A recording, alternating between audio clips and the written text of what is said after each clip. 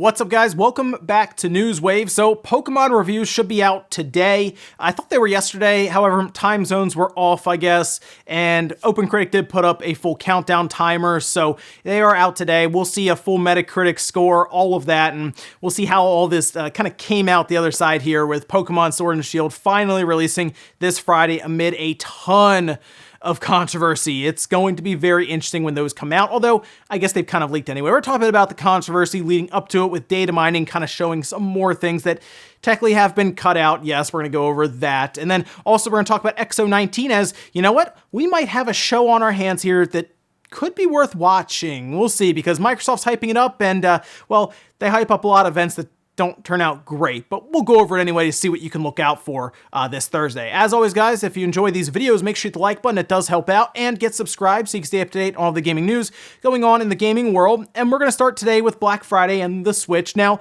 here's the thing. Black Friday, of course, coming up, the Switch is going to have a bundle, and it's going to be a bundle that includes the Switch and Mario Kart 8 Deluxe for $300. They're basically throwing Mario Kart 8, a digital download code, just kind of in the box and sending you off with that. Now, the one issue we're running into is people have been able to find that it looks like it might be the original Switch, the one that's not the newly revised model that has a better battery life. This one does have a model number of HAC-001. Usually you would have another number next to that in parentheses or even another dash. So the fact that we are dealing with the original one might not be the best to buy, to be honest, looking at it now. Even though you get Mario Kart 8 Deluxe for free, essentially, I still don't think it's worth it for the battery life the way it originally was compared to the newer one. Also, on top of that, people have found that it is cooler running and just overall better product with what's inside of it. So I would kind of look at that and say, well, I guess if it's always going to be docked and you're not someone who wants to play it handheld, okay, that's not a bad pickup. But just so you're aware, it is the older Switch. So if you want to use it in handheld mode, it might be a good idea to look towards the revised model and then buy Mario Kart 8 Deluxe separately. Also, we had talked about Google Stadia yesterday with the launch lineup, and I'm not that impressed with what they are coming to the table with day one. However, something that I have pointed out a few times, and I was hoping a developer would take advantage of it at some point, and I was hoping it would be closer to launch, but it looks like Grid may be one of the first games to actually leverage the fact that Google Stadia is fairly powerful compared to local hardware. And it looks like Grid is going to have a 40-car multiplayer mode that is exclusive to Google Stadia. In fact, during interviews, the developers at Codemasters have now gone on record saying that it wouldn't be possible with local hardware. Now, when they say that, the fact that Grid is on the Xbox One, the PlayStation 4, and the PC, I kind of look at the old VCR-looking Xbox One and figure that's what they're talking about, not necessarily something like an Xbox One X or a PS4 Pro or maybe even the base PS4. I don't think they're talking about PC, though, but I do think they're talking about that older, weaker Xbox One for the system that it's on. Remember, it's on the PS4, Xbox One, and the PC, so those would be the systems that they would be currently talking about. Now, Grid is looking to launch by the end of this year on Stadia, and it will be interesting to see how their exclusive multiplayer 40-car mode runs and works with Stadia, because it will be an exclusive feature, so we'll have to design it specifically for Stadia.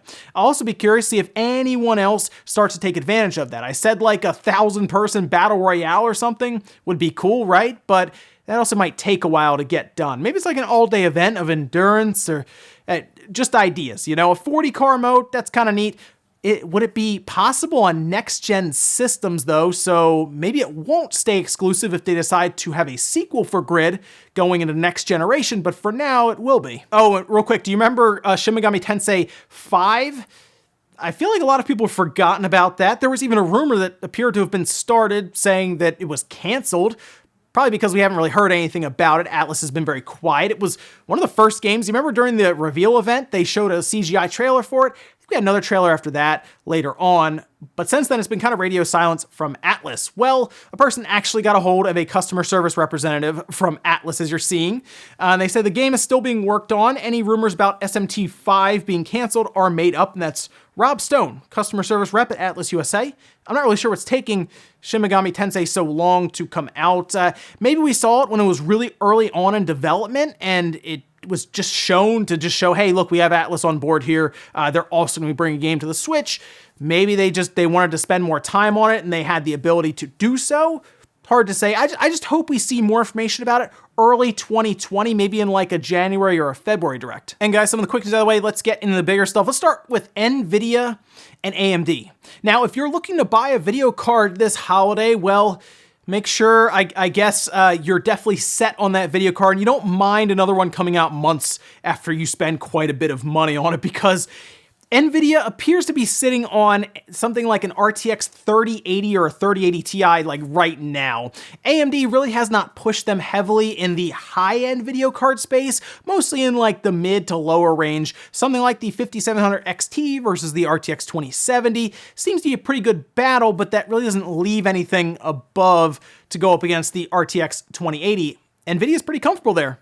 They really don't have any reason to do much. AMD doesn't even have their ray tracing cards out and ready to go yet. That will change in 2020, as AMD has said that they are going to be releasing according to them, Nvidia Killer.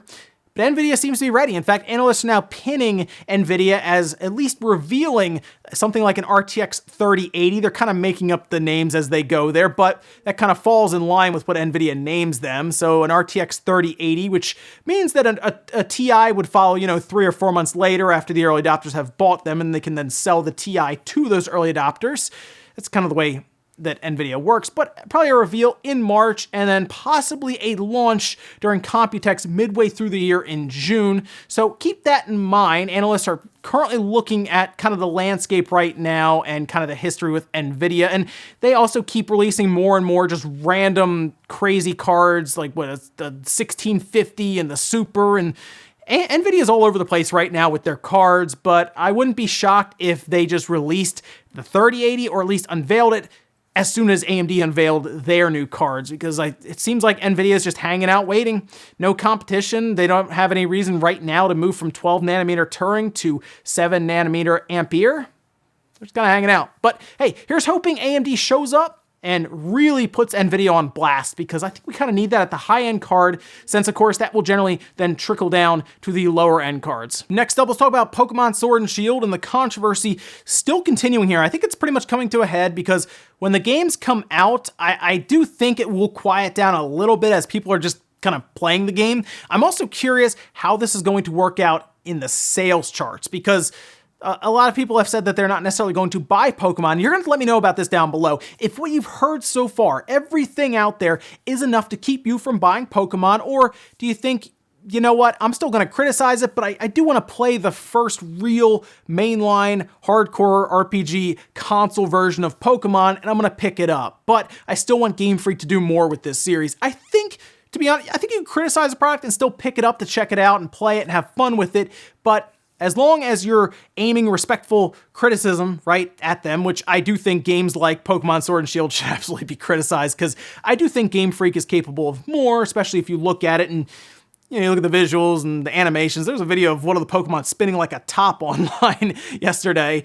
Yeah, I do think Game Freak can do more. I do also think they're under some heavy pressure and time constraints from the Pokemon Company, Nintendo, to get this done and out for merchandising and everything else. So there's a lot of stuff going on here, but leading up to the event, they're supposed to have, or leading up to the launch event, they're supposed to have kind of a gathering for a launch in Tokyo with Masuda in attendance to meet fans, and they have canceled it for operation-related issues, and it's hard to say what that could be. There has been speculation online about there being threats aimed their way. It seems like they might just want to avoid any type of issues that could arise from it, although they say operation issues. I guess something could have happened in the setup, or I personally think they may have just been trying to avoid a scene or any craziness happening. I do think 99% of fans are probably fine with these kind of meetups with developers or people like Matsuda, but I guess they just want to be sure just in case and just avoid the situation altogether. However, then the other day on Twitter, #ThankYouGameFreak started to trend, and it was kind of neat because people were going back and sharing memories that they had of older Game Freak games, which probably Pokemon. I don't think anyone really shed a tear over Little Town Hero unless you were me and you were playing it and you're like, this game is so bad. Not the best game, but a lot of people, of course, were sharing memories of older games like Pokemon Blue, Red, Gold, Silver. Those were my games back then. Played them a ton, and yeah, those are some pretty cool childhood memories that I have. But people were sharing different things that were happening, whether they were friendships that they made, or maybe even newer games because they're new to the series. I mean, some people started with the 3DS, and a lot of people took to Twitter to share that. And now that you feel all warm and fuzzy towards Game Freak, let's talk about all the other stuff that appears to have been cut, that has been confirmed now through data mining, where over 100 moves have apparently been cut out of the game, and if you are able to transfer Pokemon in, they have it set up so that you will either have to, I guess, erase or forget the move, or it just won't work at all, and it has a message that does display that. And on top of that, the global trade station appears to just be missing from the game, with one entry pointing it out as a demo, which means that you won't be able to, I guess, put your Pokemon up and then label what you would like back for it. The global trade station made it very convenient to basically just throw a Kadabra up and say, okay, I want a Machoke back for this, or I want another Kadabra back, so we can just trade and both get, Alakazams or whatnot for the trading. That was actually a pretty convenient way to do it, and the fact that it would be missing is concerning. Now, on top of that, people found that it looks like it may be using the same trading system as Let's Go Pikachu and Eevee, and we'll, I'm sure, hear more and more about this today as reviews come out. We're kind of looking at data mining and essentially pirated copies, leaked copies at this point to get a lot of this information. And then going further, Pokemon Home appears to be where the global trade station will reside, as people have been looking further into that as well with the original presentation, so it's possible that could end up behind a paywall. We'll have to see. But either way, we are heading towards their launch of Pokemon Sword and Shield, and to be honest, I think, yeah, you should probably criticize Pokemon Sword and Shield, but I think you should do it respectfully. I look at these games, and I don't see anything there visually impressive, and I do see some issues when it comes to the game. So, yeah, I'm sure when I look at it, I give some impressions. I'll probably bring those up. But I do think it has to be respectfully done, or they really won't pay attention to you. For example, the free camera system during and what the wild section is something they want feedback on to know if it's what fans like, or if it's something that they don't really enjoy, or what can change. Game Freak is actively looking for feedback. They just don't want a bunch of explicitives or threats or all kinds of stuff thrown in there. Just let them know. They are looking for, studios look for feedback, all right? Just let them know respectfully, and hopefully next time they'll have better game coming out, because I'm not 100% sold on Sword and Shield myself, especially looking at a lot of the videos coming out, but I'm still going to pick it up and play it. Evan will be grabbing Shield, and I'm sure we'll still have fun with it.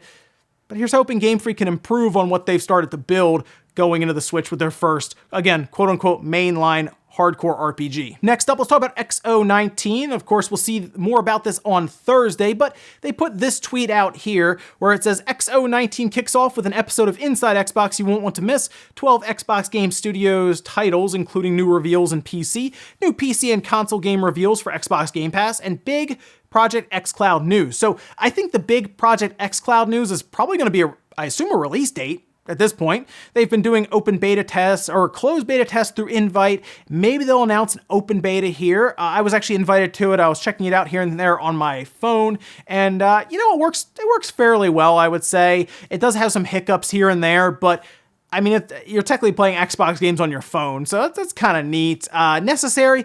Probably not, but it's neat. So the future, obviously, of game streaming is big for Microsoft as they've been building their servers up to accommodate this. I wouldn't be shocked, though, if xCloud was a larger part of the show, so keep in mind there. Now, they have had a few other things possibly to show off here. The biggest one might be Halo Reach for Master Chief Collection and PC, maybe just Master Chief Collection in general for PC. That would be one that I would like to see a little more about. Rare has also been teasing something here. I don't think it's Banjo-Kazooie. It might be more Sea of Thieves DLC, so that'll be fun. Game Pass reveals could be good. Otherwise, though, 12 Xbox Game Studios titles with some reveals, some for PC and Xbox, might have a show here. Might. I say might because we've been let down by Inside Xbox, and I saw no mention of Scarlet. Like, none. And that is kind of a letdown. I feel like that would be something they would build up at least a little bit if it was going to be there. I'm also concerned that Halo Infinite will not be there. That's a concern. So here's hoping they have a cool little surprise for Scarlet, even this little trailer, maybe some cool reveals. Halo Reach somewhere. Let us know about Halo Reach. We'll see with XO19 though. Look forward to that later on this week. Make sure keep up to date here because we'll be going all the way through it to see what they actually showed. And then our last bit of news, let's talk about Super Mario 64 on the Nintendo 64. Yeah. We got a new mod, and this looks pretty cool. So this is a ROM hack for the game. So of course, if you have the ability to patch a ROM that you have, or I get legally play it, we'll say that, sure. You can check out what is very, very impressive. This, of course, none other than K's Emmanuel, who put this together, and they put out a full video. This thing looks awesome. And this is called Super Mario 64 Land. There are 32 new levels, 70 different areas, 75 new music tracks, 8 new bosses, and 10 new powers. They even showed like the cat outfit. This is impressive stuff. Now, K's Emmanuel has done some very, very cool things in general with Mario 64, but this looks like this looks like next level stuff here. It's very impressive. I just like that these older games are getting basically full redesigns and new stuff added to it. It's very, very cool. This is kind of stuff that I kind of wish Nintendo would play around with for that online service. Take some of the existing games and do a bit more than just save states, but it is able to be downloaded now. You can go check it out. I guess if you have an EverDrive, I guess it'll load up on it. Otherwise, you should be able to play it on your PC, but pretty cool stuff. Definitely someone you want to keep an eye on if you want to keep up to date on some of the really cool Super Mario 64 ROM hacks. And we'll finish up with the comment of the day as you're seeing here. This one is from